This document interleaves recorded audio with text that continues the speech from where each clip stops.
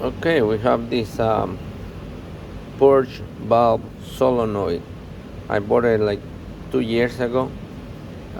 It is from China. Part number 911032. This is giving me the code P0456. Okay, this one is not good because if you blow on one side and the air is coming out, it's not holding the air. Um, it's not good. It's because it's just um, they let the vacuum go through. So if you tap it or you move it and then it's holding, so it's gonna lie to you. But if you did it once, when you remove it gentle and blow it. Another thing that you can do is just disconnect it from the hose. The one is not coming from the engine. So if the engine raise up, this is not good. So in this case, I tap it a few times. If I blow it and now it's closed.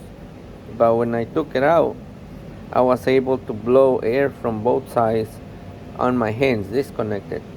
So this is definitely not good. If you got this P0456, check this out. And even if it's good at the moment that you test it, this part is cheap. It's only $23. Just get a new one, throw this thing away. I'm always put a date on them. This I did in December 11, 2023. And the stores that I have in this case is 83. This is what I got. 83. The store is Fisher Auto Parts. I have codes for every store. I don't like to put the name of the stores where I got my parts. I don't like my customers to go ask questions at the stores.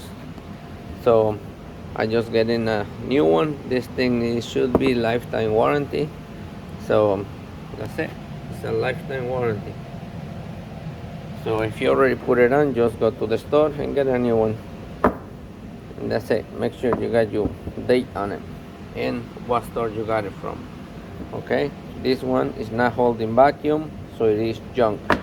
In this case, we have a 2008 Chevrolet HHR, but this part, it fits all these cars.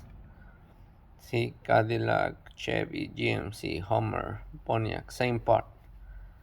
Same part, it fits all those cars all these years. Okay, so good luck.